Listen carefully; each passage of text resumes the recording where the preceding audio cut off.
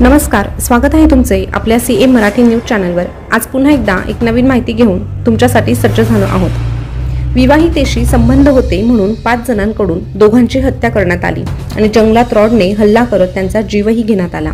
अतिशय हृदयद्रावक अशी ही घटना घडलेली आहे, पण ती कशी कुठे घडली हे सविस्तररित्या जाणून घेण्यासाठी हा व्हिडिओ शेवटपर्यंत पाहत राहा। तसेच चॅनलवर पहिल्यांदा आले असाल तर चॅनलला सबस्क्राइब करून शेजारचं बेल बटन देखील प्रेस करून ठेवा, जेणेकरून नवीन आलेली अपडेट सगळ्यात अगोदर तुमच्यापर्यंत पोहोचेल। प्रेम संबंधांमुळे समाजात बदनामी होईल या भीतीपोटी सख्खा भाऊ, जावई, मामा तसेच इतरांनी विठाळा परिसरात आकाश बल्लाळ आणि वर्षा गिरे या दोघांचा खून केला आहे। त्यानंतर यवतमाळच्या दिग्रस पोलीस ठाण्याच्या हद्दीतील इसापूर परिसरात दोघांचेही मृतदेह फेकून दिले। या दुहेरी हत्याकांडात 4 आरोपींना अटक करण्यात आली असून एक आरोपी फरार असल्याची माहिती यवतमाळ जिल्हा पोलीस अधीक्षक कुमार चिंता यांनी दिली आहे। यवतमाळच्या दिग्रस फॅक्टरी साखरी जंगल परिसरात 7 एप्रिल रोजी कुजलेल्या अवस्थेत 2 मृतदेह आढळले। या प्रकरणात शवचिकित्सा अहवाल सुस्पष्ट नसतानाही पोलिसांनी खुनाचा गुन्हा दाखल करून तपास सुरू केला आहे। मृतकाची ओळख पटलेली आहे। विवाहितेशी अनैतिक संबंध ठेवल्याच्या रागातून सख्खा भाऊ, चुलत भाऊ, जावई आणि मामा या चौघांनी संगनमत करीत दोघांचीही हत्या केल्याचे उघड झाले आहे। एलसीबी पथक, दिग्रस पोलीस सायबर टीम यांनी मृतकाची ओळख पटवून 4 आरोपींना अटक केली।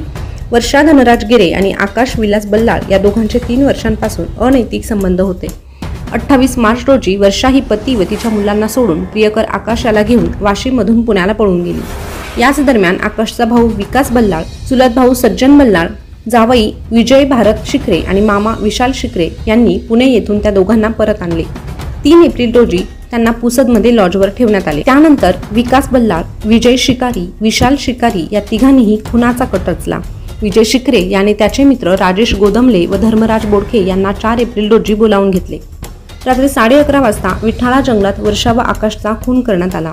नंतर दोन्ही मृतदेह विजय शिकारे याने मालवाहू वाहनात टाकून दिग्रस शहरालगत असलेल्या फॅक्टरी साखरी शिवारातील जंगलात फेकून दिले। मृतकाच्या 2 बॅग, ओळखपत्र, पैसे, मोबाईल पुरावा नष्ट करण्याच्या उद्देशाने काळी तवलत मार्गावरील पुलाजवळ ते जाळूनही टाकण्यात आले आणि त्यानंतर आरोपी पसार झाले। याबाबतचा अधिक तपास पोलीस करत आहे। तर या घटनेबाबत तुमच्या प्रतिक्रिया कमेंटद्वारे नक्की कळवा आणि अशाच नवीन ताज्या घडामोडी आपल्या सीएम मराठी न्यूज चॅनलवर पाहत रहा। धन्यवाद।